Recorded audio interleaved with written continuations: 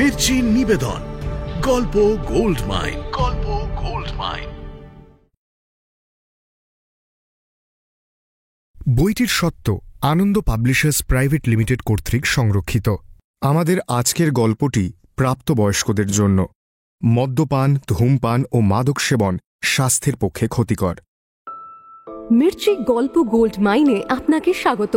মণিমাণিক্যে ভরা বাংলা সাহিত্যের কিছু জনপ্রিয় গল্প ও উপন্যাস দিয়ে সাজানো গল্প গোল্ড মাইনে আমাদের বিশেষ নিবেদন সরঞ্জিৎ চক্রবর্তী রচিত একটি সুন্দর প্রেমের গল্প পাতা ঝরার মরশুমে। নাট্যরূপ অর্পিতা চট্টোপাধ্যায়, পর্ব পরিচালনায় দেবলীনা আচার্য, প্রযোজনায় ভিজুয়াল অডিও।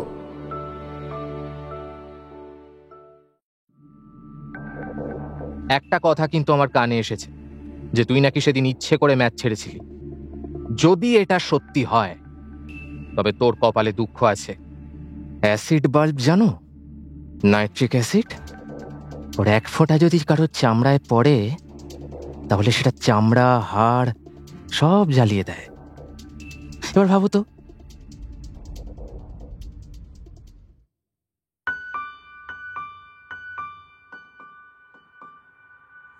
রবিন মেমোরিয়ালের সঙ্গে ফুটবল ম্যাচে নঙ্গি হাই স্কুল 1 গোলে হেরেই গেল শেষমেশ। আর এই হারের পেছনে যে দিয়েগোর ব্যর্থতাই দায়ী তা প্রায় স্পষ্ট। কিন্তু কেন সেদিন এভাবে ব্যর্থ হলো দিয়েগো?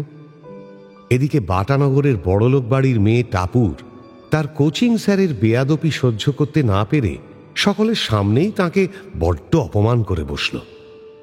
ওই সন্ধেতেই আচমকা ঘটনাচক্রে বেশ কিছুদিন পরে পুরুর সঙ্গে দেখা হলো টাপুরের। কিন্তু পুরুর দুর্ভেদ্য উপেক্ষা টাপুরের মনের ব্যথা বাড়িয়েই দিল। যে সায়কা প্রতি পদে নৃত্যশিল্পী মেঘাদির বাড়িতে ডুডু ওরফে দেবপ্রস্থকে পদে পদে বিদ্রূপ করত, সেই সায়কা হঠাৎ ডুডুকেই বলে বসল, আমার কি কোনো দাম নেই? কেন তার চোখ ভরে এলো হীরের চেয়েও দামি 2 ফোঁটা জলে।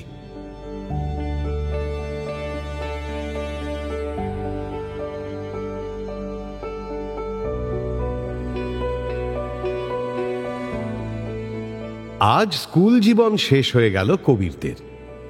মাত্র 4 পিরিয়ড ক্লাস হয়েছে। কবিরের মনটা বেশ খারাপ। এই হলুদ স্কুল বিল্ডিং, এই পাঁচিল ঘেরা বিশাল কম্পাউন্ড, এইসব স্যারেরা আর কোনোদিন পড়া হবে না এখানে। আর কোনোদিন শুনতে পাবে না সকাল 11টায় স্কুল বাড়ি থেকে জেগে ওঠা জাতীয় সঙ্গীত। দেখতে পাবে না পাশের পুকুরের ওপর ঝুঁকে পড়া খেজুর গাছের ওপর বসে থাকা মাছরাঙা। আসলে সব কিছুরই শেষ আছে জীবনে, শুধু স্মৃতির কোনো শেষ নেই। কবির স্কুল কম্পাউন্ডের বাইরে এসে একবার ফিরে তাকালো। এই স্কুলে আর পড়তে আসবে না ভেবে খারাপ লাগছে, কিন্তু কি করা যাবে? জ্যাকসন কোত্থেকে উদয় হয়ে হালকা চালে বলল, কি বস, উল্টা দেখছিস কেন? ছেড়ে চলে যেতে এত মায়া হচ্ছে? তাহলে তাহলে টেস্টে গাড্ডু মার, আরেক বছর এই একই দৃশ্য দেখতে পাবি। জ্যাকসন হ্যাঁ হ্যাঁ করে হাসতে হাসতে বলল। কবির মনে মনে ভাবল, এটা একটা জন্ম উল্লুক। ও শুধু বলল, তোকে কতদিন বলবো যে বস বলে ডাকবি না কাউকে? এটা খারাপ কথা। খারাপ কথা? হ্যাঁ, ডাব মারলেই হলো না। কি খারাপ কথা এটা? BOSS এর পুরো কথা হলো ব্রাদার অফ সেক্সি সিস্টার, বুঝলি ছাগল? হ্যাঁ হ্যাঁ হ্যাঁ, ও মা, তাই নাকি? ও, তোর বোন নেই বলে বলতে বারণ করছিস? কবির আর উত্তর দিল না, কারণ ও শুরু করলেই জ্যাকসন হেজিয়ে লাট করে দেবে। তবে একটা ভালো ব্যাপার যে স্কুল শেষ হলেও প্র্যাকটিস পুরো দমে চালু থাকবে, কারণ সামনে সরস্বতী পুজোর আগের দিন রবিন মেমোরিয়ালের সঙ্গে ওদের ফিরতি ফুটবল ম্যাচ। এবার কবিররা 1 গোলে হেরেছে। সামনের বার অন্তত 2 গোলের মার্জিন রেখে ওদের জিততে হবে, কারণ হোম অ্যাওয়ে পদ্ধতিতে ম্যাচ তো। 2টো ম্যাচের স্কোরের যোগফলের ভিত্তিতেই জয় পরাজয় ঠিক হবে। 2 গোলের ব্যবধানে জেতা অত সহজ নয়। সহজ হতো যদি দিয়েগোটা ঠিকঠাক খেলতো, কিন্তু গত ম্যাচে যা নমুনা দেখালো তাতে একটুও ভরসা পাচ্ছে না কবির। ও নিজে গোলকিপার, আর যাই হোক সামনের ম্যাচে ওর অন্তত গোল খাওয়া চলবে না। আর তার জন্য চাই জান কবুল প্র্যাকটিস। কবির একটা ব্যাপার বোঝে, বরুণ সিনহা স্যার খুব চেষ্টা করছেন, কিন্তু ফুটবলটা ওর লাইন নয়, উনি পারছেনও না। একজন ভালো গেম স্যার যদি থাকতো দারুণ হতো। ভাবনাটা ভেঙে গেল ডুডু এসে পেছন থেকে হঠাৎ ডেকে ওঠায়। এই কবির, কোথায় যাবি এখন? আজকে তো তাড়াতাড়ি ছুটি হয়ে গেল, চল না একবার গ্যাজনখানায় যাই সবাই মিলে। সবাই মিলে মানে? কবির দেখল ওর পেছনে দিয়েগো দাঁড়িয়ে। দিয়েগোকে দেখেই ও চিবিয়ে চিবিয়ে বলল, দেখ ডুডু, ও থাকলে আমি নেই। এই নোংরা ছেলেটা যেখানে থাকবে সেখানে তোরা যা, আমি যাব না। ফালতু কথা বলবি না কবির, অনেকদিন থেকে এই কথাটা বলছিস। খারাপ দিন কার না আসে, আর ভুলে গেলি আগের ম্যাচগুলো। নমো খারাম। কে নেমো খারাম? হ্যাঁ, কে নেমো খারাম? কবির আহমেদ না দয়ারাম আংড়ে? বেশি কথা বলিস না। সেদিন মাঠে কি হয়েছিল সারা বাটানগরের লোক দেখেছে। কাউকে কাটাতে পারছিলি না, না কাটাচ্ছিলি না? আমাকে ধাক্কা মারিসনি? কবির প্রায় তেড়ে গেল দিয়েগোর দিকে। এবার জ্যাকসন ফোড়ন কাটল। তোর মতো তালকানা গোলকিপার থাকলে দিয়েগো কি করবে? হ্যাঁ, তুই চুপ কর জ্যাকসন। মামার বাড়ি না, উনি চিল্লিয়ে পাড়া বেপাড়ার কাক জড়ো করে ফেলবেন আর আমি কথা বলবো না? আমার গণতান্ত্রিক অধিকারে হস্তক্ষেপ? কি করবে? হ্যাঁ, কি করবে আমি কথা বললে? জানিস আমার পিসেমশাই দারোগা। তোর পিসেমশাই দারোগা আর তোর মাথাটা দা মোটা। ক্যালানের মতো বারবার পিসেমশাই দারোগা বলিস কেন রে? আর ফুটবল কেমন খেলিস আমি দেখিনি। শট মারতে গিয়ে বল না মেরে মাটি উপড়ে তুলিস। চাষা না ফুটবলার বোঝা মুশকিল। কি বললি? আমি চাষা? হ্যাঁ, আমি চাষা হলে তুই তুই চাষের বলদ। তুই আমাকে চাষা বললি? ছাড় ছাড় বলছি। এই উফ, চুপ কর তোরা, অনেক হয়েছে। রাস্তার মাঝখানে এভাবে সিন ক্রিয়েট করিস না তো। তুই তুই আমাকে চুপ করতে বলছিস ডুডু? আর আর ও যে আমাকে চুপ, একদম চুপ কর তোরা। ডুডু চিৎকার করে থামিয়ে দিল ওদের, কিন্তু কবির তাও থামার পাত্র নয়। জ্যাকসনকে ছেড়ে আবার দিয়েগোর দিকে ফিরেও বলল, দেখ দিয়েগো, একটা কথা কিন্তু আমার কানে এসেছে যে তুই নাকি সেদিন ইচ্ছে করে ম্যাচ ছেড়েছিলি। যদি এটা সত্যি হয় তবে তোর কপালে দুঃখ আছে। কবির আর দাঁড়াল না, হনহন করে হাঁটা দিল। কবির সব কিছু সহ্য করতে পারে, কিন্তু হিউমিলিয়েশন সহ্য করতে পারে না। রাস্তাঘাটে যেখানেই যায় সেখানেই সবাই বলে যে ওরা হিরো। আজ দিয়েগোর সঙ্গে একটা হেস্তনেস্ত করত, কিন্তু জ্যাকসন ব্যাটা এসে সব গুলিয়ে দিল। সত্যি, জ্যাকসন কোন ধাতু দিয়ে গড়া খোদাই জানে। আজ স্কুলের শেষ দিন ছিল, আর গাম্বারটা আজও ক্লাসে একটা গন্ডগোল পাকিয়েছে। ক্লাসটা ছিল হেড স্যারে। স্যার ওদের কমার্সের যে অঙ্ক পেপারটা আছে সেটা নেন, কিন্তু আজ আর পড়াশুনো নয়। স্যার এমনি গল্প করছিলেন, নিজের জীবনের গল্প, স্কুল জীবনের গল্প, এই স্কুলের গল্প, এইসব বলতে বলতে সবাইকে ভালো করে পড়াশুনো করার কথাও বললেন এইচএস খুব ইম্পর্টেন্ট পরীক্ষা, সারা জীবনের পড়াশুনো নির্ভর এই রেজাল্টের ওপর। এই কথা বলে গিয়ে দাঁড়ালেন দিয়েগোর সামনে, বললেন, তুমি ভালো খেলোয়াড়, কিন্তু পরীক্ষায় ভালো লিখে তোমায় খেলোয়াড় হয়ে উঠতে হবে। দিয়েগোর পাশেই বসেছিল জ্যাকসন। ব্যাস, যায় কোথায়, ফাঁস করে বলে বসলো, আর স্যার যারা খুব জানে, মানে সব জানে, প্রচন্ড জানে, তারা কি হবে? জানোয়ার। স্যার থতমত খেয়ে দাঁড়িয়ে পড়লেন। ঘটনাটা মজার হলেও কি জানে কেন মজা লাগলো না কবিরের। সবকিছুই কেমন যেন পানসে লাগছে আজ। তাই এদিক ওদিক না গিয়ে বাড়িতে ফিরে বিকেল অবধি চুপচাপ শুয়ে রইল কবির। ও ঝগড়া করতে চায় না, কিন্তু কি করে জানি হয়ে যায়। বিশেষ করে আজকাল দিয়েগোকে দেখলেই কেমন মাথা গরম হয়ে যাচ্ছে।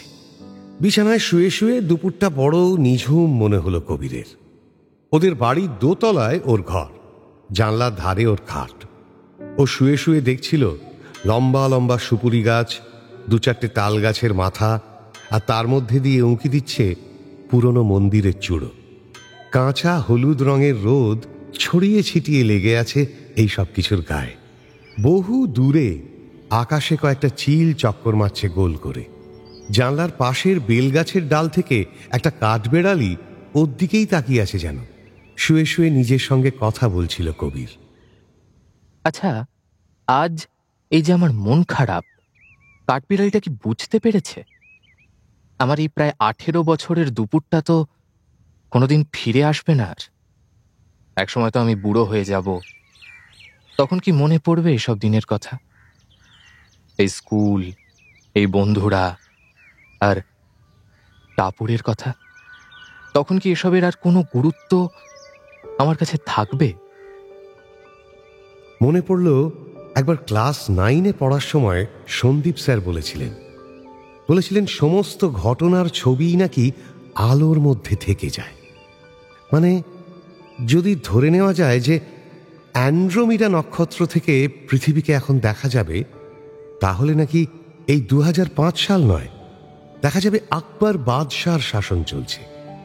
কিন্তু এ সবই হাইপোথেসিস। সত্যি যদি এমন কিছু দেখার কোনো যন্ত্র থাকতো, তাহলে কি কবির আলোয় জমে থাকা এই সময়টাকে দেখতো না আবার? ও কি দেখতো না ওর স্কুলকে, ওর বাটানগরকে, ওর বন্ধুদের? ওর কি মন খারাপ হতো না টাপুরের ছবি দেখে? ধড়মড় করে খাটে উঠে বসল কবির। কি সব আবল তাবল চিন্তা করতে করতে ঘুম এসে গিয়েছিল। এর নাম কি ডুডু সিনড্রোম? একবার ঘড়ি দেখল ও, প্রায় 4টে বাজে। আর ঝিমলে হবে না, ও উঠে পড়ল। স্কুল থেকে এসে মন খারাপ থাকায় কিছু না খেয়ে শুয়ে পড়েছিল। এখন পেট বাবাজি জানান দিচ্ছে, মাকে খাবার দিতে বলবে। বারান্দায় বসে মায়ের দেওয়া নারকোল কোড়া আর চিনি দিয়ে মুড়ি খেল কবির। দারুণ লাগে। এবার গানের ক্লাসে যেতে হবে ওকে। গানের ক্লাস মানে রবীন্দ্রসঙ্গীত শেখার ক্লাস। কবিরের মোটেই গানে তেমন ইন্টারেস্ট নেই। এ হচ্ছে গুঁতো, প্রেমের গুঁতো। যখন গানের ক্লাসে সমাধি ঠিকমতো সোম লাগাতে বলে, কবিরের বিষম খাবার জোগাড় হয়। যখন এসেছিলে তবু আসো নাই গানটার অন্তরা ধরতে বলেন, ভয়ে ঘামতে ঘামতে কবিরের ইচ্ছে হয় পাশে বসে থাকা অন্তরা বোসকেই চেপে ধরে।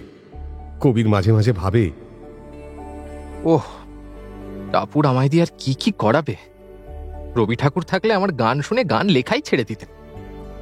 একবার সমাধি কবিরের গান শুনে বলেছিল, কবির, তুই রবীন্দ্রনাথের গানগুলো ওর মতো করে না গেয়ে আপাচে ইন্ডিয়ানের মতো গাইছিস কেন?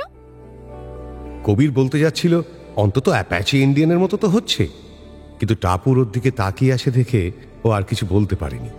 কিন্তু তবু এরকম হেনস্থা মাঝে মধ্যেই হয় কবিরের। আর এই সমস্ত অপমান, মন খারাপ, কবির মনে মনে টাপুরকে উৎসর্গ করে। বলে, তোমার জন্যই আমি এত কষ্ট সহ্য করি। একমাত্র তোমার কাছাকাছি থাকবো বলেই আমি রোজ এখানে অপমানিত হতে আসি।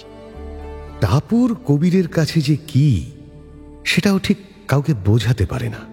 আসলে বোঝাবে কি করে? সব কি বোঝানো যায়? প্রথম সমুদ্র দেখলে কেমন লাগে বোঝানো যায় না? বহুদিন প্রচণ্ড গরমের পর শহর আবছা করে যখন বৃষ্টি আসে, তখন কেমন লাগে তা বোঝানো যায়? এই না বোঝানোর ব্যাপারটা শুরু হয়েছিল সেই সময় যখন কবির প্রথম টাপুরকে দেখেছিল বাটা রিক্রিয়েশন ক্লাবের একটা ফাংশনে। কবির সেই অনুষ্ঠানটা দেখতে গিয়েছিল। সেখানে একটা নাচ নেচেছিল টাপুর। পাগলা হাওয়ার বাদল দিনে গানের সঙ্গে ছিল নাচটা। সেই নাচ দেখে কবিরেরই পাগল হওয়ার জোগাড়। সেই যে কবিরের সব গন্ডগোল হয়ে গেল, আর তা ঠিক হয়নি। সেই নাচের পর খোঁজ শুরু করেছিল কবির। টাপুর কোথাকার মেয়ে, কোথায় থাকে, কোন স্কুলে পড়ে, সবকিছু জানতে মরিয়া হয়ে উঠেছিল কবির। এরকম একটা মেয়ে বাটানগরে থাকে, অথচ ওর চোখে পড়েনি। কিভাবে সেটা সম্ভব তাই ভাবত কবির। অবশ্য পড়ার কথাও নয়। কবিরের সারাটা জীবনই ছিল পড়াশুনো আর ফুটবল। ওর বন্ধুরা ওকে ইনঅ্যানিমেট বলে খ্যাপাতো। কিন্তু সেই নাচ ঘুরিয়ে দিল কবিরের মাথা, জীবনও। কিছুদিনের ফেলুদাগিরির পর ও জানতে পারল যে টাপুর ভীষণ বড় লোকের মেয়ে। রবিন মেমোরিয়ালে পড়ে ক্লাস 11-এ। এছাড়া ও নাচ শেখে মেঘাদির কাছে আর গান শেখে সমাধির কাছে। নাচের খবরটার সোর্স হচ্ছে ডুডু। একমাত্র ডুডুকেই ও বলেছিল টাপুরের ব্যাপারে। ডুডু তো শুনেই বলে দিয়েছিল, তুই এ কি করছিস কবির? এ তো পুরো বিষ জিনিস। এমন লাথি খাবি না ভাই যে সারা জীবন আর খিদে পাবে না। বাটানগরে আর মেয়ে ছিল না? কিন্তু যা হওয়ার তা হয়ে গেছে। কবির মাছের চোখ ছাড়া আর কিছুই দেখছে না। যে করেই হোক ওকে টাপুরের কাছাকাছি যেতে হবে। উপায় হয় নাচ, নয় গান। নাচ শেখার রিস্কটা আর কবির নেয়নি, ওটা বাড়াবাড়ি হয়ে যেত। তার চেয়ে গান ভালো। সমাধি তো প্রথমে নেবেই না, বলল, তুই যে ব্যাচে ভর্তি হতে চাইছিস সেখানে সবাই বেশ ভালোই গায়, আর তুই সবে শুরু করবি, এরকম কি হয়? হয় না মানে হয়ে আছে। কবির অনেক বুঝিয়ে না পেরে স্ট্রেট সমাধির পায়ে পড়ে গিয়েছিল। 1 সপ্তাহ ধরে রোজ সমাধির কাছেও যেত। শেষ অবধি ফল মিলল। সমাধি কবিরকে নিল ওই ব্যাচেই। শর্ত হলো সবার ফাঁকে ফাঁকে সমাধি কবিরকে একটু একটু শেখাবে। কবির প্রায় বলেই ফেলেছিল যে না শেখালেও চলবে, কারণ গান শিখতে কে চায়। কিন্তু এত সাধনার ফল কি হলো? না, লবডঙ্কা। ও কত চেষ্টা করে টাপুরের সঙ্গে কথা বলার, কিন্তু টাপুর পাত্তাই দেয় না। প্রথম দিন কথা বলতে গেলে টাপুর কবিরকে জিজ্ঞেস করেছিল, তুমি কবির? তা তুমি কবিরের দোহা জানো? দোহা শুনে হাঁ করে তাকিয়েছিল কবির। টাপুর মুচকি হেসে চলে গিয়েছিল। অনেক খুঁজে পেতে সন্ত কবিরের দোহার বই জোগাড় করেছিল কবির। মুখস্থও করেছিল বেশ কিছু। কিন্তু তারপর একদিন দোহা শোনাতে গেলে টাপুর জিজ্ঞেস করেছিল, কবির সুমনের গান জানো তুমি? ওই যে সারা রাত জ্বলেছে নিবিড় গানটা। জ্বালালে দেখছি। কে সারা রাত জ্বলেছে তাতে ওর কি? ও যে জ্বলছে সেটার খবর কেউ রাখে? কিন্তু কি করবে, টাপুর বলেছে। খুব খুঁজে ক্যাসেটটা জোগাড় করল, গানটাও মোটামুটি তোলার চেষ্টা করল।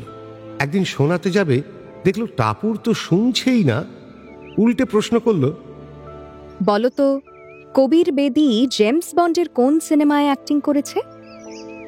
ডুডু সত্যি কথাই বলেছে, এ সাংঘাতিক জিনিস। কবির বুঝল একে ইমপ্রেস করা অসম্ভব। পৃথিবীর যাবতীয় কবিরের ঠিকুজি নিয়ে এ মেয়ে বসে আছে। তাই আর ভ্যানতাড়া করে সময় নষ্ট না করে সোজাসুজি টাপুরকে প্রপোজই করে ফেলল একদিন। সেদিন সোজাসুজি টাপুরকে কবির বলেছিল যে ওর টাপুরকে খুব ভালো লাগে। ওকে ছাড়া কবির আর কিছু চিন্তা করতে পারে না। কবিরের রাত্রের ঘুমটুম সব নষ্ট হচ্ছে এই জন্য। এখন কবির চায় যে টাপুরও ওকে পছন্দ করুক। কথাটা শুনে টাপুর অদ্ভুতভাবে হেসেছিল, যার একটাই মানে হয় কুঁজোর চিত হয়ে শোবার ইচ্ছে হয়েছে। আর একটা মানেও হয় যে ও ভেবে দেখতেই পারে। কিন্তু এর কোনটা ঠিক? টাপুরকে সেটা জিজ্ঞেস করার আগেই টাপুর প্রশ্ন করেছিল, তুমি হঠাৎ আমায় প্রপোজ করলে কেন? যাকে ওসব হয়েই থাকে, বাদ দাও। আচ্ছা বলো তো, কোন সিনেমায় সঞ্জীব কুমারের নাম হয়েছিল কবির? কবির হাল ছাড়েনি। এই তো সেদিনও টাপুরের বাড়ির কাছে গিয়ে দাঁড়িয়েছিল। সমাধির কাছে গানের খাতা ফেলে এসেছিল টাপুর। কবির ওটা নিয়ে এসেছিল। পরদিন খাতাটাই ফেরত দিতে গিয়েছিল। খুব গোপনে টাপুরের যে আদরের নামটাও দিয়েছে, সেই রেন ড্রপ নামে ডেকেছিল টাপুরকে। টাপুর যেন শুনতেই পায়নি এমন ভান করেছিল। খুব অবহেলায় মরা নেংটি ইঁদুর ধরার মতো করে 2 আঙুলে বইটা ধরে বাড়ির ভেতর ঢুকে গিয়েছিল। কেন জানি না ভীষণ অন্যমনস্ক দেখাচ্ছিল টাপুরকে। কবিরকে ধন্যবাদ দেওয়া তো দূরে থাক, এমনি কোনো কথাও বলেনি। গোটা ব্যাপারটাই কেমন উচ্ছে সেদ্ধর মতো হয়ে গিয়েছিল কবিরের কাছে। কবির আবার বর্তমানে ফিরে এলো। সমাধির ক্লাসের সময় হয়ে এলো প্রায়।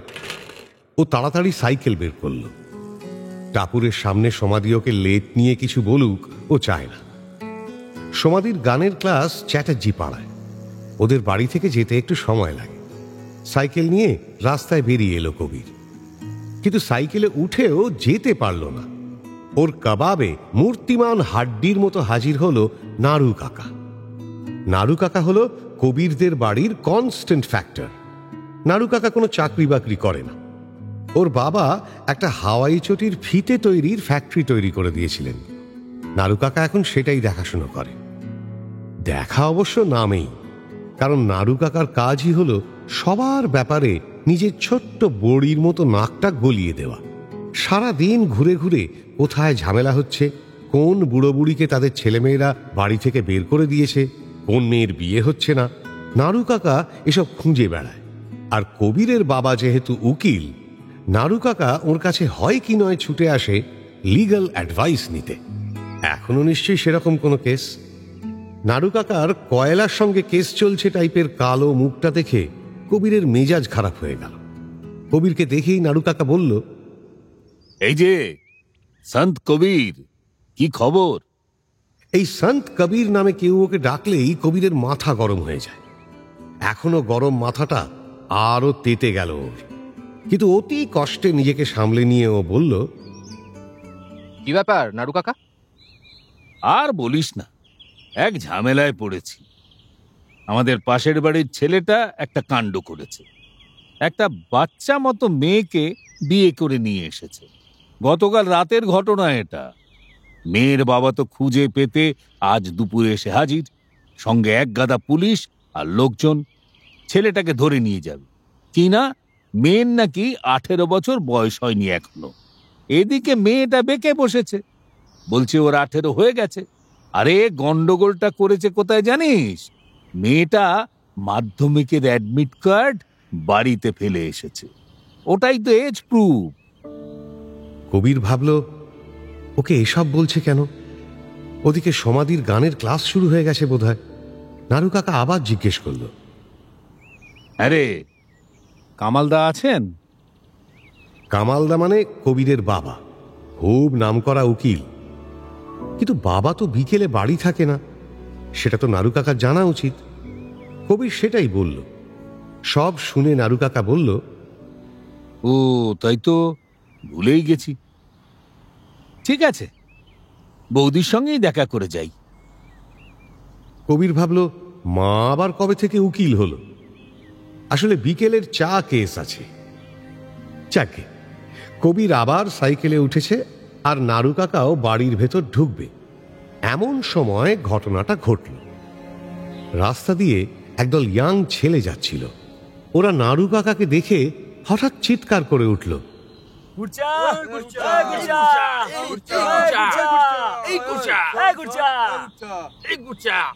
ব্যাস কুরুক্ষেত্র। নাড়ু কাকা নিমেষের মধ্যে ঘুরে দাঁড়াল আর তারপরেই অকথ্য গালাগাল শুরু করল। পৃথিবীর সমস্ত প্রাণীর বাচ্চাদের সঙ্গে পটাপট ছেলেগুলোকে মিলিয়ে দিতে শুরু করল। নিমেষে মজা দেখার ভিড় জমে গেল চারপাশে। নাড়ু কাকার এই এক সমস্যা, কেউ ওকে গুড় চা বলে ডাকলেই ও খেপে যায়। কেন যায় সেটা কেউ জানে না, কিন্তু গুড় চা শুনলেই নাড়ু কাকা সম্পূর্ণ উন্মাদ হয়ে ওঠে। অবশ্য কবিররাও ওকে কম খেপায়নি এ নিয়ে। নাড়ু কাকা মান্নাদের গানের অন্ধ ভক্ত। মান্নাদের গান শোনাবো বলে নাড়ু কাকাকে দিয়ে অনেক কাজ করিয়ে নেওয়া যায়। একবার কবির, ডুডু, জ্যাকসন আর দিয়েগো একটা মান্নাদের গানের ক্যাসেট নিয়ে গিয়েছিল নাড়ু কাকার বাড়িতে। ক্যাসেটটা অরিজিনাল নয়, অন্য ক্যাসেট থেকে রেকর্ড করা, কিন্তু তাতে একটু কারসাজি করেছিল কবিররা।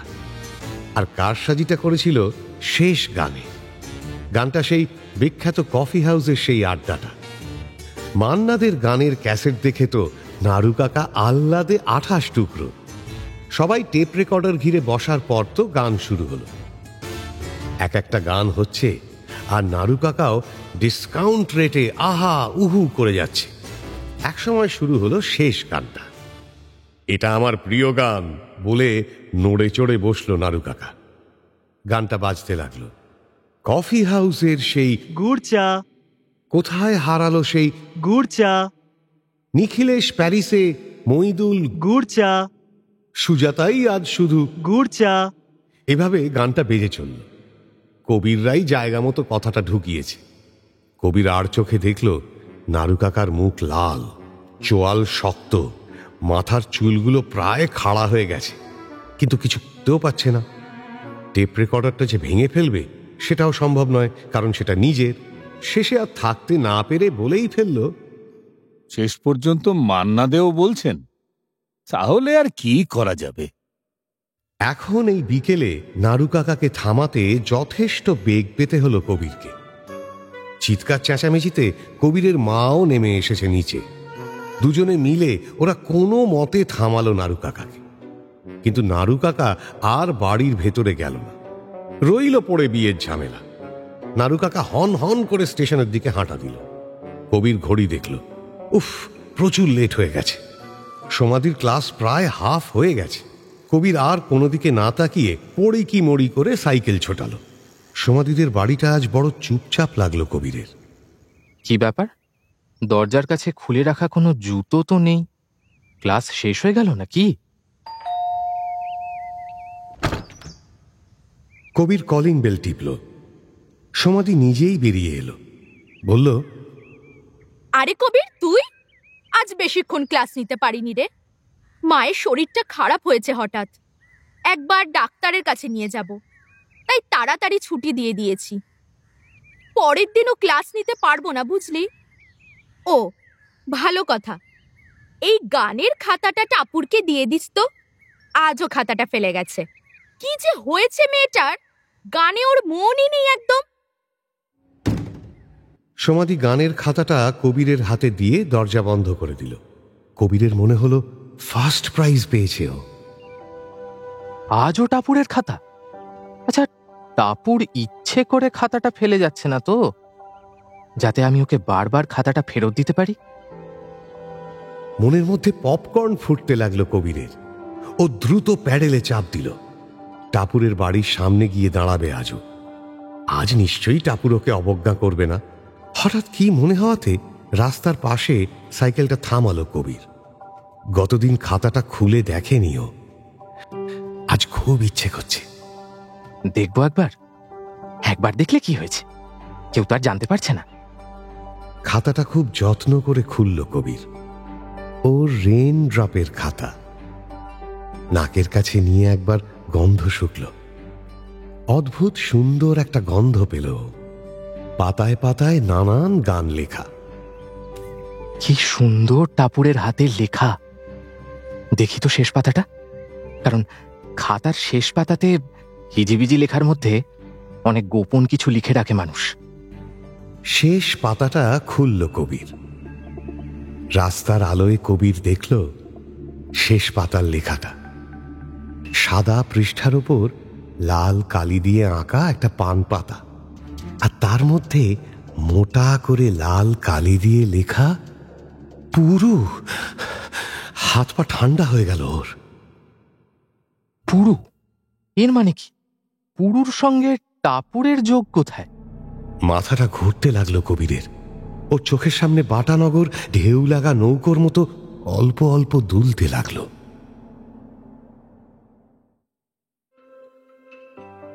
ফেসিয়াল করাটা খুব ঝঞ্ঝাটের ব্যাপার। মুখের ওপর চটচটে কি সব প্যাক ট্যাক লাগিয়ে ঘন্টার পর ঘন্টা বসে থাকা। প্রথমে কেমন ভেজা ভেজা, তারপর কেমন শুকনো শুকনো লাগে। তার উপর শীতকাল, ঠান্ডাও লাগে। আর ওই সব মেখে আয়নায় নিজেকে দেখলে প্লুটোর বাসিন্দা মনে হয় ওর। তাছাড়া বসে থাকতে থাকতে কোমর লক হয়ে যাওয়ার জোগাড়। এরপর আছে ভুরু প্লাক, সে আরও ভয়ঙ্কর। সরু সুতো দিয়ে অদ্ভুত কায়দায় ভুরুর লোম তুলে ভুরুকে ধনুক বানানো। কি ব্যথা লাগে রে বাবা! শিমুল তাই ভুরু প্লাক করার ঝামেলায় যায় না। ফ্যাশন মাথায় থাক, ওর ভয় লাগে খুব। অবশ্য শুধু এটাতেই নয়, শিমুলের আরও অনেক কিছুতেই ভয় লাগে। ওদের বাড়ির কাছেই গঙ্গা, কিন্তু শিমুল কোনো দিন নৌকায় চড়েনি। ওর জলে ভীষণ ভয় লাগে। এই কিছুদিন আগে কালী পুজো হয়ে গেল, কিন্তু শিমুল বাজি পোড়ায়নি, যদি হাত পুড়ে যায়। আগুনেও শিমুলের খুব ভয়। বেশি তেল ঝালের খাবার, রাস্তার খাবার কিচ্ছু খায় না শিমুল। ওর ভয় হয় যদি জন্ডিস হয়। মা মাঝে মাঝে রাগ করে খুব, বলে, এত ভয় কেন তোর? সবকিছুতেই ভয়। আশ্চর্য, পৃথিবীতে বাঁচবি কিভাবে? পুরো বাপের ধাঁচে গেছিস। হ্যাঁ, সবাই তাই বলে। শিমুল নাকি একদম ওর বাবার মতো, মুখচোরা, শান্ত, নিরীহ। আচ্ছা, এই যে শান্ত চুপচাপ বলেই কি কারো কাছে ওর কোনো গুরুত্ব নেই? ওর মা, ঠাকুরদা, ঠাকুমা সবাই সবসময় ওর দিদিকে মানে রঙ্গনাকে নিয়ে ব্যস্ত। রঙ্গনাকে দেখতে ভালো, রঙ্গনা ভালো গান গায়, রঙ্গনা প্রেসিডেন্সিতে পড়ে, রঙ্গনা ভালো রান্না করে। শুধু রঙ্গনা আর রঙ্গনা, রঙ্গনা সব ভালো। ছোটবেলায় রঙ্গনা যখন স্কুল স্পোর্টসে প্রচুর প্রাইজ আনতো আর বাড়ির প্রায় সবাই যখন ওকে নিয়েই আনন্দ করত, তখন সামান্য একটা সান্ত্বনা পুরস্কার হিসেবে পেন্সিল বক্স নিয়ে ঘরের এক কোনায় দাঁড়িয়ে থাকতো শিমুল, আর বারবার নাক থেকে পিছলে পড়া চশমাটা ঠিক করতো হাত দিয়ে। একমাত্র বাবাই আসতো তখন ওর কাছে। আর ও পৃথিবীর সমস্ত উপেক্ষা আর ভয়ের থেকে লুকোবার জন্য বাবার বুকে মুখ লুকোতো। আর চোখে দেখত সমস্ত আলো নিয়ে দাঁড়িয়ে রয়েছে রঙ্গনা। সেই ছোটবেলা থেকে আজ পর্যন্ত সব আলোই সবসময় রঙ্গনার ওপর গিয়ে পড়ে। অবশ্য শুধু যে বাড়িতেই ব্যাপারটা এরকম সেটা নয়, রাস্তাতেও এক ঘটনা। রঙ্গনা যখন ট্রেন ধরার জন্য বেরোয় তখন স্টেশন রোড একদম জমে যায়, যাকে বলে ফ্রিজ শট। নিজের চোখে একবার ব্যাপারটা দেখেছিল শিমুল। সাইকেল করে যারা যায় তারা পেছন ঘুরে রঙ্গনাকে দেখতে গিয়ে সাইকেল সমেত ড্রেনের মধ্যে পড়ে যায়। চায়ের দোকানের লোকেরা চায়ের খুরি হাতে মূর্তির মতো দাঁড়িয়ে পড়ে। রঙ্গনার হাঁটার দিকে তাকিয়ে মুদিওয়ালা সুজির বদলে ময়দা প্যাক করতে থাকে। হোমিওপ্যাথির ডাক্তারবাবু রোগীর নাড়ি দেখতে গিয়ে কোনোই ধরে বসে থাকে, আর সবাই হাঁ করে দেখে রঙ্গনা হাঁটছে। শাড়ির ভাঁজ সরে গিয়ে কোমরের মহার্ঘ খাঁজ বেরিয়ে পড়েছে, বালি ঘড়ির মতো তার ঢাল। সময় যেন পিছলে পড়ছে ব্রোঞ্জের মতো শরীর থেকে। সেদিন রঙ্গনার পাশে হাঁটতে হাঁটতে কেমন যেন মাটির তলায় সিঁধিয়ে যেতে ইচ্ছে করছিল শিমুলের। মাঝে মাঝে ও ভাবে, ওকে কেন রঙ্গনার মতো দেখতে হলো না? আসলে শিমুলের কি কোনো পজিটিভ দিকই নেই? জোরে হাওয়া দিলেই স্কুলের বন্ধুরা ওকে বলে, ওরে শিমুল, ওরে শিমুল, তুই ওকে বেঁধে রাখ, নইলে উড়ে যাবে। উড়ে যেতেই তো ইচ্ছে করে ওর, যেখানে কেউ ওকে দেখতে পাবে না কখনো, কেউ ওকে সব সময় মনে করাবে না যে ও হিরো, যেখানে ভয় পৌঁছতে পারবে না ওর কাছে। কিন্তু পারে না, কিছুটা ভয় আর কিছুটা বাবার কথা চিন্তা করে। কুট করে পায়ে একটা পিঁপড়ে কামড়ালো। উফ! বর্তমানে ফিরে এলো শিমুল। আয়নার সামনে ফেসিয়াল প্যাকটা পড়ে আছে। মরে গেলেও ওটা লাগাবে না। মার দিদি খুব বকবে। বকুক, ওদেরই গলা ব্যথা হবে। ওরা কেন যে ওকে সুন্দর বানাতে চেষ্টা করে, কি হবে সুন্দর হয়ে? দিদি অবশ্য মাঝে মাঝে ওকে বলে, শিমু, তোকে এত মিষ্টি দেখতে, একটু সাজলে তো পারিস। মিষ্টি দেখতে না হাতি, ও খুব জানে এসব ওকে স্তোক দেওয়া। সত্যি যদি মিষ্টি দেখতে হতাম তাহলে ও কি আমাকে দেখতো না? তাহলে না হয় সাজবার একটু মোটিভেশন পেতাম। ওই জঘন্য প্যাকটা মুখে লাগিয়ে ঘন্টার পর ঘন্টা বসে থাকতাম। খুব ব্যথা লাগলেও হুড়োটা প্লাক করে ফেলতাম। কিন্তু ও তো আমার দিকে তাকাই না, ভুল করেও না। ওর সামনে গেলে শিমুলের নিজেকে অদৃশ্য মনে হয়। ধুর, কোনো মতে চুলটা আঁচড়ে বেরিয়ে গেল শিমুল। মা বলছিল স্যান্ডউইচ খেতে। স্যান্ডউইচ শুনলেই বমি পায়। তার চেয়ে এখন যে বাড়িতে যাব সেখানেই কিছু খেয়ে নেব। আচ্ছা, ও কি এখন বাড়িতে থাকবে? শিমুলদের বাড়ির পাশেই একটা পুকুর, আর তার পাশেই ওদের বাড়ি। ও মানে আমন। শিমুলের জ্ঞান হওয়ার থেকে ও দেখে আসছে আমনদের বাড়ির সঙ্গে ওদের বাড়ির সম্পর্ক খুব ভালো। দুবাড়ির মধ্যে খুব যাতায়াত। আমন আর শিমুল এক বয়সী, আর পরেও এক ক্লাসে, 11-এ। স্ট্রিমও এক, সায়েন্স। শিমুল ভাবে, কত মিল, তবু আমন যে কেন আমাকে দেখতে পায় না? কিন্তু তবু ও রোজ আমনদের বাড়ি যায়। যদি কোনো দিন আমন ওর গুরুত্ব বোঝে। এটুকু বাদ দিলে পৃথিবীতে এই একটা জায়গায় আছে যেখানে গেলে শিমুলের নিজেকে গুরুত্বপূর্ণ মনে হয়। শিমুল ও বাড়িতে গেলেই আমনের মা ওর ওপর হামলে পড়ে, বলে, কি রোগা রে তুই? নে খা, সব খেয়ে নিবি কিন্তু যদি কিছু ফেলে উঠিস তো দেখবি মজা। বলেই কোনোদিন ঘিয়ে ভাজা লুচি, কোনোদিন চিড়ের পোলাও, মিষ্টি ঠেসে ধরে সামনে। ওর ওজনের চেয়ে বেশি ওজনের খাবার খেতে পারে নাকি শিমুল, তবু সাধ্যমতো খায়। কিন্তু তাতে আমনের মায়ের মন ভরে না, সারাক্ষণ খুঁতখুঁত করতে থাকে। কিন্তু তবু ভালো লাগে শিমুলের। এই ছদ্ম শাসনের ভেতরে যে আদর রয়েছে সেটা ওর ভালো লাগে। এই মফস্বলে শীত একটু তাড়াতাড়ি পড়ে। উত্তরে গঙ্গার থেকে বিকেল হলেই একটা শিরশিরে ঠান্ডা হাওয়া দেয়। শিমুলের মনে হয় যেন কাছেই কেউ ফ্রিজ খুলে রেখেছে। ওর নাকের মাথা ঠান্ডা হয়ে ওঠে, হাতের আর পায়ের তলায় বিন্দু বিন্দু ঘাম জমা হয়। শিমুলের ভয় লাগে আবার সর্দি হয়ে যাবে না তো। এটা মনে পড়াতে শিমুল একটা মাফলার নিয়ে নিল। তারপর দুদ্দার করে নেমে এলো রাস্তায়। আর রাস্তায় বেরিয়েই আচমকা একজনকে দেখে একদম কাঠ হয়ে গেল। ওর সামনেই রুদ্র। আবহাওয়ার তাপমাত্রা হঠাৎই যেন 4 ডিগ্রি নেমে গেল। কে যেন বরফের গুলি গড়িয়ে দিল শিমুলের শিরদাঁড়ায়। রুদ্রকে শিমুল যতটা সম্ভব এড়িয়ে চলে। ও যে কতটা খারাপ ছেলে সেটা শিমুলের চেয়ে বেশি কেউ জানে না। তখন ক্লাস 9-এ পড়ে শিমুল। একটা লোফার টাইপের ছেলে ওর পেছনে খুব লেগেছিল। রাস্তায় বেরোলেই প্রচণ্ড উত্তক্ত করত ওকে। স্কুলে যাওয়ার সময় সারাটা পথ ওর পেছন পেছন যেত। গুলমোহর ফুল থেকে শুরু করে গোলাপ, ছোট ছোট কাগজের টুকরো ওকে ছুঁড়ে ছুঁড়ে মারত। এমনকি ছোট ছোট রঙিন যৌন মিলনের ছবির বই থেকে অসভ্য ছবি ছিঁড়ে ওর দিকে ছুঁড়ে দিত।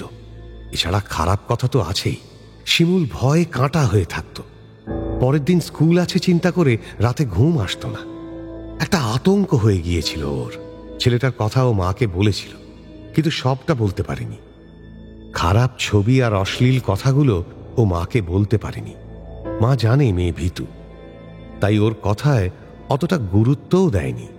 এরপর একদিন ঘটল বিপত্তি।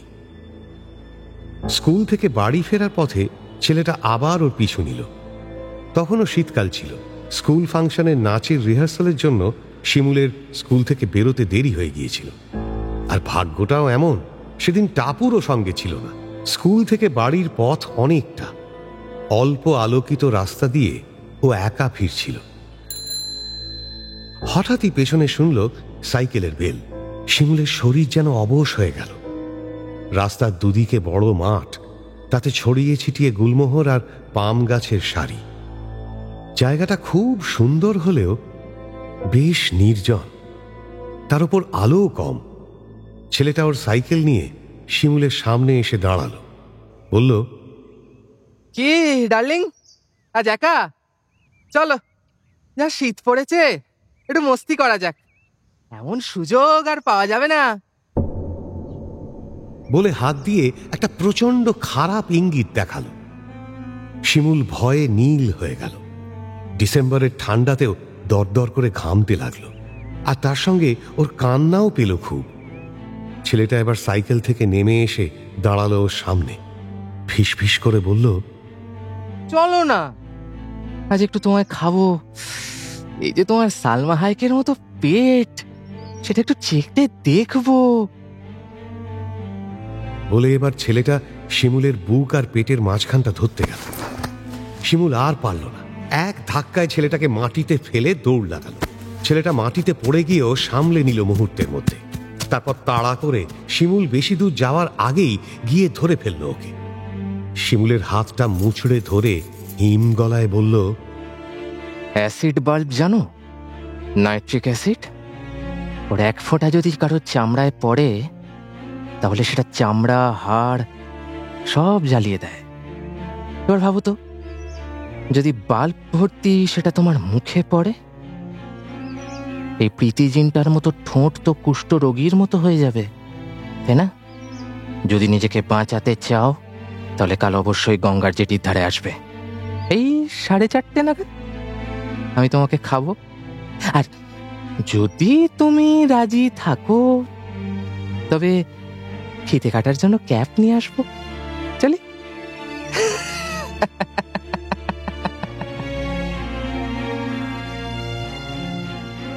ছেলেটা খ্যাক খ্যাক করে হাসতে লাগলো, জোর করে শিমুলকে নিজের দিকে টেনে আনলো। আরো কিছু ও করতো বোধহয়, কিন্তু পারল না জ্যাকসন আর দিয়েগোর জন্য। আমনদের বাড়িতে যায় বলে ওরা শিমুলকে ভালোই চেনে। ওরা কাজ দিয়েই যাচ্ছিল। ঘটনা দেখে হা হা করে এসে পড়ায় ছেলেটা রণে ভঙ্গ দিল। ছেলেটা ওর হাত ছেড়ে দিতেই কাপড়ের স্তূপের মতো মাটিতে পড়ে গিয়েছিল শিমুল। সেদিন জ্যাকসন আর দিয়েগো না থাকলে কি হতো কে বলতে পারে। ওরাই শিমুলকে বাড়িতে দিয়ে গিয়েছিল। সে রাতে তুমুল জ্বর এসেছিল শিমুলের। জ্বরের ঘরে অ্যাসিড মারবে কথাটা নাকি অনেকবারও বলেছিল। ডাক্তার বলেছিল মেন্টাল শক। ঠিক হতে 7 দিনেরও বেশি সময় লেগেছিল শিমুলের। মা আর দিদি ওকে অনেক সাহস দিয়েছিল, কিন্তু তবু কিচ্ছু হয়নি। ঘরের এক কোনায় গুটিসুটি মেরে বসে থাকতো শিমুল। তারপর একদিন টাপুর এলো। প্রথমে টাপুরকেও কোনো কথা বলতে চায়নি শিমুল, কিন্তু টাপুর অন্য ধাতুতে গড়া। খুঁটিয়ে খুঁটিয়ে সব জেনে নিল। তারপর বলল, ভাবিস না, একটা উপায় করছি। ছেলেটাকে শুধু চিনি দিতে পারবি তো একবার? তাহলেই হবে। রুদ্রদাকে বলছি, সব ব্যবস্থা করবে। সেই রুদ্রর সঙ্গে প্রথম কথা হয়েছিল শিমুলে। আগে শিমুল রুদ্রকে চিনত, কিন্তু কোনোদিন কথা বলেনি। এবার হলো টাপুরের জন্য। টাপুর রুদ্রকে নিজের দাদার মতো মানে, প্রায় সব কথাই শেয়ার করে ওর সঙ্গে। শিমুলের সমস্যার কথা শুনেই হয়তো টাপুরের রুদ্রর কথা মনে এসেছিল। কিন্তু রুদ্রদা কি ওই ছেলেটাকে শায়েস্তা করতে পারবে? ও তো মাত্র ক্লাস 10-এ পড়ে। শিমুল না জিজ্ঞেস করে পারেনি। টাপুর হেসে বলেছিল, পারে কি পারে না সময় হলেই দেখবি। 2 সপ্তাহ পরে বাড়ি থেকে বেরিয়েছিল শিমুল। বুক কাঁপছিল ভীষণ। খালি মনে হচ্ছিল এই বুঝি কেউ অ্যাসিড মারবে। যথারীতি বাটা ব্রিজের কাছে এসে ও সেই পরিচিত ক্রিং শব্দটা শুনল। আশ্চর্য, ছেলেটা কি ওর বাড়ির বাইরে আসার অপেক্ষাই করছিল? ছেলেটা সাইকেল নিয়ে একটা বড় চক্কর দিয়ে এসে ওর সামনে দাঁড়ালো। কি গো, তুমি যে অশোক বনে সীতা হয়ে বসে রইলে এতদিন, এদিকে আমার কত কষ্ট হলো বলো তো। আচ্ছা, তোমারও যদি এমন কষ্ট হয়, মানে হতেও তো পারে, অ্যাসিড মুখে পড়লে সবারই তো হয়, তাই না? শিমুলের হাত পা আবার জমে গেল। টাপুরের কথা শুনে বাইরে বেরিয়ে তবে কি ভুল করল? রুদ্র কোথায়? আর ঠিক তখনই আচমকাই যেন মাটি ফুঁড়ে রুদ্র এসে হাজির। শিমুলের পেছনে রুদ্রকে দেখে ছেলেটা থতমত খেয়ে গেল। রুদ্র সাইকেল থেকে নেমে বলল, শিমুল, তুমি যাও। কি রে তিমির, তুই আবার ঝামেলা শুরু করেছিস? চল তো একটু ওদিকে, তোর সঙ্গে আমার কথা আছে। শিমুল অবাক হয়ে দেখেছিল বদ ছেলেটা সুরসুর করে রুদ্রর সঙ্গে চলে গেল। শিমুল আর জানে না কি হয়েছিল, কিন্তু তিমির নামে ছেলেটা আর কোনো গন্ডগোল পাকায়নি। আর কোনোদিন শিমুলের সামনেও আসেনি। খুব ভালো লেগেছিল শিমুলের। রুদ্র কি ম্যাজিশিয়ান? কিভাবে এটা সম্ভব হলো? তারপর থেকে রুদ্র মাঝে মাঝে আসতো শিমুলদের বাড়ি। রুদ্র দারুণ ভালো গান গাইতে পারে, কথাও বলে খুব সুন্দর। রুদ্র এলে খুব ভালো সময় কাটত শিমুলের। ওরও নিজের দাদার মতো মনে হতো রুদ্রকে। কিন্তু অত সুখ কি সহ্য হয় শিমুলের কপালে? সেই বিশ্রী ঘটনাটা ঘটল এক বর্ষার বিকেলে। সেদিন বাড়িতে শিমুল আর ওর ঠাকুরদা ঠাকুমাই ছিল শুধু। দিদি, বাবা আর মা কোথাও গিয়েছিল। সেদিন শেষ বিকেলে রুদ্র এলো, হাতে একটা চকলেট। ছাদের চিলে কোঠার ঘরটা হলো শিমুলের স্টাডি রুম। বরাবরের মতো সেখানেই বসলো ওরা। গল্পও হলো অনেকক্ষণ। আর বিপত্তিটা ঘটল তারপরে। রুদ্র চলে যাওয়ার জন্য উঠে দাঁড়ালো এক সময়। শিমুলও দাঁড়ালো। আর হঠাৎই পেছন ঘুরে রুদ্র ঝাঁপিয়ে পড়ল শিমুলের ওপর। রুদ্র এমনিতেই লম্বা চওড়া, আর শিমুল তুলোর মতো। আচমকা ধাক্কায় বেসামাল হয়েও পড়ে গেল পাশের ছোট্ট ডিভানের ওপর। প্রথমে ও বুঝতেই পারেনি কি হলো। একেবারেই প্রস্তুত ছিল না এই ঘটনার জন্য। ওকে বিছানায় চেপে ধরে রুদ্র বলল, একটা চুমু খাবো প্লিজ, একটা চুমু খাবো তোমায়। শিমুল আপ্রাণ চেষ্টা করলো হাত ছাড়াতে, পারল না। এদিকে রুদ্র পাগলের মতো চুমু খেতে লাগলো শিমুলকে।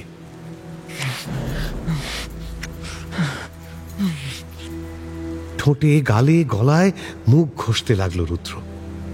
শিমুলের গা গুলিয়ে উঠল রুদ্রর মুখের লালায়। হাতে ব্যথাও লাগলো খুব। রুদ্র তখন কোনো হুঁশ নেই। ও প্রলাপের মতো বলছিল, জানো কেন তোমায় সেদিন বাঁচিয়েছি? তোমার এই ঠোঁট দুটোর জন্য। তিমিরকে বলেছিলাম আমার মালের পিছনে লাগলে ওকে শেষ করে দেব। শিমুল, এত সুন্দর ঠোঁট তুমি কি করে বানালে? আজ আমি এটা কামড়ে ছিঁড়ে নেব। এটা আমার, একেবারে আমার।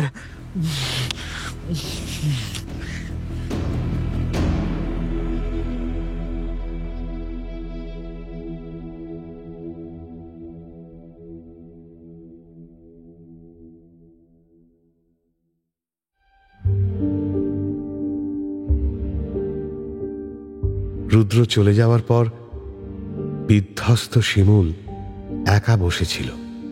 ঠোঁট দুটো জ্বলছিল খুব, গলায় দু চারটে আঁচড়ের দাগ।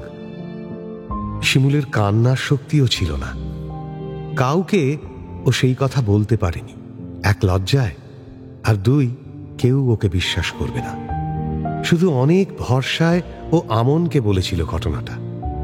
সব শুনে আমন উত্তর দিয়েছিল, আমায় এসব বলে কি লাভ বল, আমি কি করব? শিমুল অবাক হয়ে তাকিয়েছিল আমনের দিকে। ছেলেগুলো সবাই কি এরকম নিষ্ঠুর হয়? নিষ্ঠুর আর স্বার্থপর? কিন্তু তবু আমনের ওপর রাগ করতে পারেনি শিমুল। আজও সুযোগ পেলেই আমনের সামনে যেতে ওর ভালো লাগে। আমন কখনো কথা বলে, কখনো বলে না। আমনকে দেখতে পায় না আমাকে? আমি কি অদৃশ্য? এরপরও রুদ্র কয়েকবার অসভ্যতা করতে গেছে, ঠিক কায়দা করতে পারেনি। তবে হিন্ট দিয়ে গেছে ক্রমাগত। শিমুল এখন পারতপক্ষে রুদ্রর সঙ্গে একা থাকে না। অবশ্য আমন আসে ওদের বাড়িতে, কিন্তু সে তো ওর জন্য নয়, দিদির জন্য।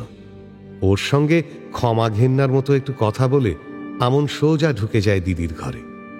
সেখানে কত হাহাহিহি করে। সবাই কেন যে দিদিকে এত পাত্তা দেয়? ওদের হাসি পাশের ঘরে বসে শোনে শিমুল। ভীষণ রাগ হয়, নাক থেকে চশমাটা পিছলে পড়ে যায়। শিমুল চশমাটা জায়গায় বসাতে গিয়ে দেখে সেটা আবার পিছলে নেমে আসছে নিচে। আজ রুদ্রকে দেখে থমকে গেল শিমুল। রুদ্র হাসল। শিমুল দেখল শয়তানটার হাসিটা খুব সুন্দর, সেই জন্যে কি বলে ইভিল লুকস বেটার। রুদ্র এগিয়ে এলো, বলল, কি সুইটি পাই, আমার কাছে আসছিলে? শিমুল কোনো কথা না বলে চুপ করে দাঁড়িয়ে রইল। আরে কথা বলছো না কেন? আমি কি এখন তোমায় খেয়ে নেবো নাকি? এখন খাবো না, ঠিক সময় খাবো। বহুদিন খাইনি তো, ভুলে গেছি টেস্ট কেমন। কাল একবার গঙ্গার ধারে এসো তো। শিমুলের চোখ দিয়ে জল বেরোবার উপক্রম হলো, কিন্তু ঠিক সেই সময় একজনের সাইকেল এসে দাঁড়ালো ওদের পাশে। জ্যাকসন। কি বে রুদ্র, হ্যাঁ আমাদের পাড়ায় এসে লক্কাগিরি হচ্ছে? জ্যাকসন রুদ্রকে দেখেই দাঁত কিড়মিড় করল। রুদ্র জ্যাকসনের দিকে ঘুরল। বাঁদরের বাচ্চা, ভাগ এখান থেকে। তোর এলাকা মানে? তোর বাপ তোকে লিখে দিয়েছে? বাপ তুলবি না রুদ্র, কেলিয়ে তক্তা বানিয়ে দেবো শালা। যা হেরো পাটি, হেরে গিয়ে মাথা ঠিক নেই, জোকার সালা। তাহলে আমি আসি শিমুল, কেমন? আহা, যেন কি ভদ্র, কি ভদ্র। আসলে একটা জানোয়ার। ঠিক সময় এসে পড়ার জন্য শিমুল মনে মনে জ্যাকসনকে ধন্যবাদ দিল। রুদ্র চলে গেল। জ্যাকসনও আর দাঁড়ালো না। শিমুল প্রায় দৌড়ে গিয়ে ঢুকে পড়ল আমনদের বাড়িতে। আজ আমনদের সারা বাড়ি চুপচাপ। শিমুল বুঝল আমনের মা আজ বাড়িতে নেই, কোথাও গেছে বোধহয়। অবশ্য তাতে শিমুল হাঁপ ছাড়ল। যাক বাবা, কেউ খাওয়া নিয়ে এখন অতিষ্ঠ করবে না। দোতলায় আমনের ঠাম্মার ঘর। শিমুলের খুব ভালো লাগে ওকে। শিমুল দোতলায় উঠে সোজা ঠাম্মার ঘরে গিয়ে ঢুকল। ঠাম্মা একটা মোটা বই পড়ছিলেন। ঠাম্মাকে যত দেখে তত অবাক হয় শিমুল। একটা মানুষ এই বয়সেও এত সুন্দর থাকে কেমন করে? শিমুল ঠাম্মার গা ঘেঁষে বসল, দু হাতে ঠাম্মাকে জড়িয়ে ধরে পিঠে মাথা রাখল। কি দারুণ অডিকলনের গন্ধ! ঠাম্মা বললেন, কিরে পাগলি, দুদিন আসিসনি কেন? তোর জন্য মিট শেফে নারকলের তক্তি রেখেছি, নিয়ে খা। আর আমায় ছাড়, রামায়ণের এই অধ্যায়টা শেষ করি, তারপর গল্প করছি তোর সঙ্গে। অগত্যা উঠল শিমুল। নারকেলের তক্তি ওর প্রিয়। মিটসেফ থেকে দুটো তক্তি বের করে নিল। ঠাম্মা পড়া শেষ করুক, ততক্ষণে আমনের ঘরে গিয়ে দেখা যাক ও আছে কিনা। আমনের ঘরটা খুব সুন্দরভাবে সাজানো, কিন্তু আমনটা এমন অগোছালো যে কিছুই ঠিকভাবে রাখে না। ঘরে চারিদিকে জামা কাপড়, বই, খাতা সব ছড়িয়ে ছিটিয়ে রাখা। শিমুল ঘরের মাঝখানে গিয়ে দাঁড়াল। যা ভেবেছিল ঠিক তাই, আমন ঘরে নেই। অন্যদিনও যা করে আজও তাই শুরু করলো শিমুল। আমনের ঘরটা গোছাতে শুরু করলো। জামা কাপড়গুলো ভাঁজ করে তুলে রাখলো আলমারিতে, বই খাতাগুলো জড়ো করে রাখলো র্যাকে। শিমুলের মনে হয় এই কাজগুলো করা ওর পক্ষে স্বাভাবিক। কিছুক্ষণের মধ্যেই ঘরটা আবার আগের মতো সুন্দর হয়ে গেল। চারিদিকে চোখ বুলিয়ে শেষবারের মতো দেখে নিল শিমুল, সব ঠিক আছে তো। দেখল কম্পিউটার টেবিলের নিচে দু চারটে লুজ পৃষ্ঠা উঁকি দিচ্ছে। এই আমনের দোষ, সব সময় লুজ পৃষ্ঠায় লিখবে আর ঘরময় ছড়িয়ে রাখবে, পরে নিজেই আর খুঁজে পাবে না। শিমুল টেবিলের তলা থেকে কাগজগুলো বের করল।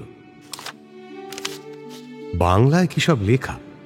শিমুল ড্রয়ারে কাগজগুলো রাখতে গিয়েও পারল না। লেখার প্রথম লাইনটায় ওর চোখ আটকে গেল। কি লিখছে এসব আমন? এর মানে কি?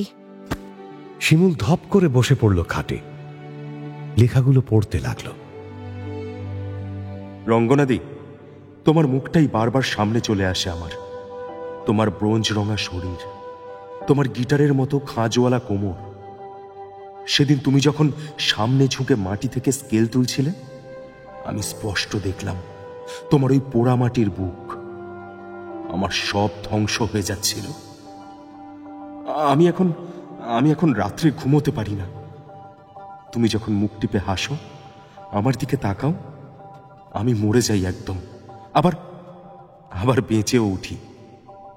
আচ্ছা, তুমি বোঝো না রঙ্গনাদি, তোমাকে যতবার দেখি কে যেন আমার শরীরে গরম লোহা ঢেলে দেয়। আমার পুরো আর পড়তে পারল না শিমুল। এসব কি লিখেছে এমন? কেন লিখেছে এসব? এর মানে কি? শিমুলের হাত পা অবশ হয়ে গেল, মাথাটাও ঘুরছে। ঠাম্মার তৈরি নারকেলের তক্তি আঠার মতো জড়িয়ে আসছে জিভে। নারকেলের তক্তি এত তেতো হয় সে আগে জানত না।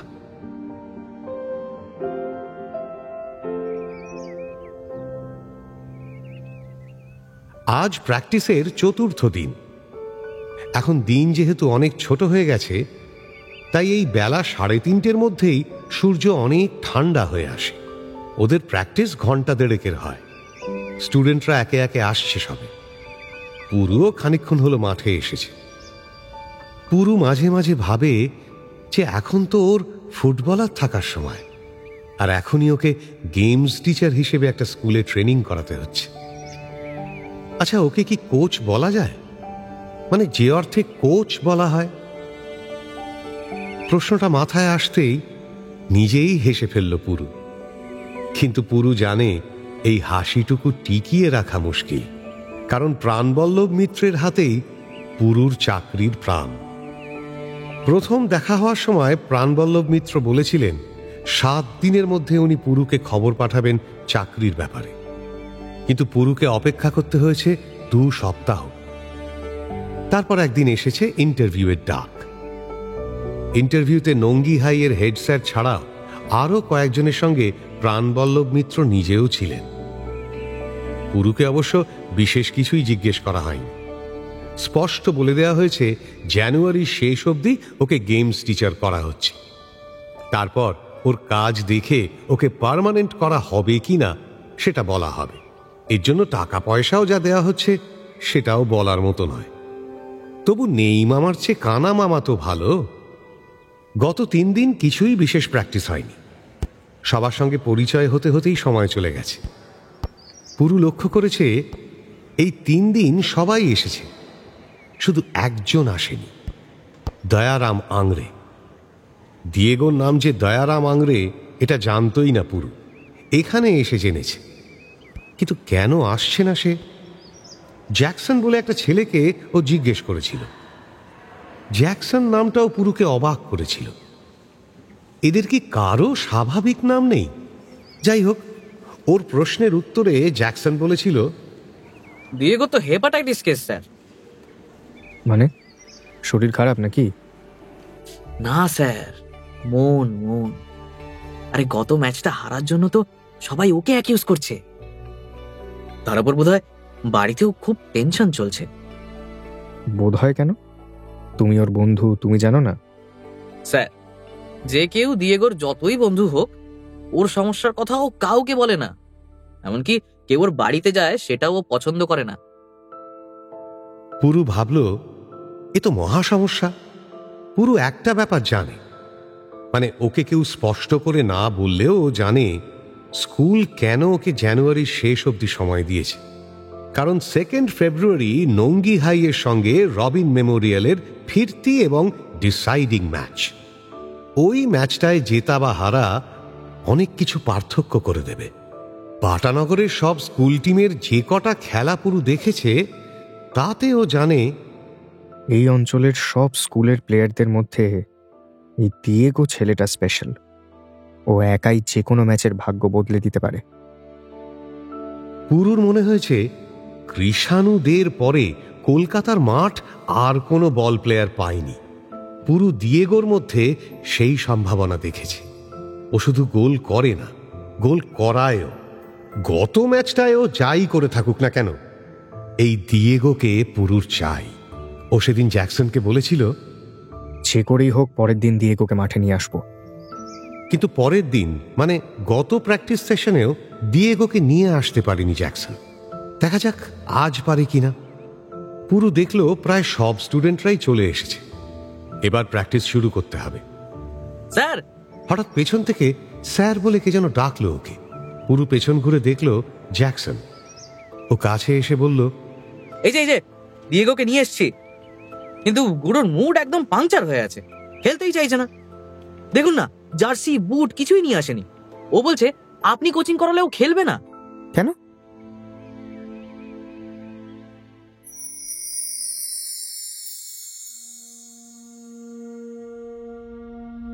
কবির দেখে ফেলেছে টাপুরের গানের খাতার শেষ পাতায় লাল কালি দিয়ে আঁকা হৃৎপিণ্ডের মাঝখানে গাঢ় লাল রঙে লেখা রয়েছে পুরুর নাম।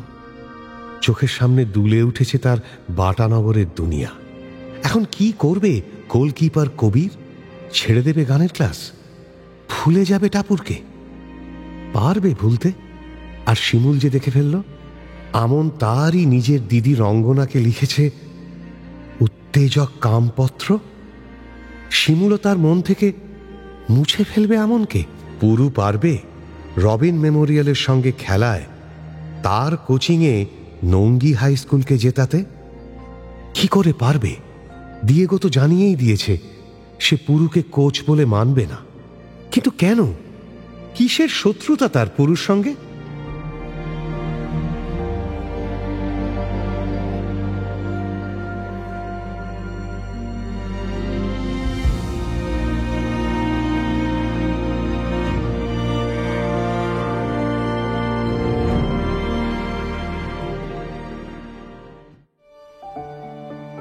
পাতা ঝরার মরশুমে। উপস্থাপনায় শিবাশিস বন্দ্যোপাধ্যায়, নাট্যরূপ অর্পিতা চট্টোপাধ্যায়, পর্ব পরিচালনায় দেবলীনা আচার্য, মুখ্য চরিত্রে গল্প পাঠে শেখর, কবির সায়ন্তন ঘোষ, টুডু সৌম্য চ্যাটার্জি, দিয়েগো ঋতব্রত মুখার্জি, হেডমাস্টার শঙ্করী প্রসাদ মিত্র, সোমাদি অপরূপা দত্ত, নারু কাকা শেখর দাস, ঠাম্মা আলপনা শর্মা। এছাড়াও রয়েছেন অন্যান্য শিল্পীবৃন্দ। আবহ সঙ্গীত কৌশিক দাস, প্রযোজনায় ভিজুয়াল অডিও, সৃজনশীল পরিচালনায় ইন্দ্রাণী চক্রবর্তী। শুনলেন মির্চি গল্প গোল্ড মাইন, স্মরণজিতের লেখা পাতা ঝরার মরশুমে।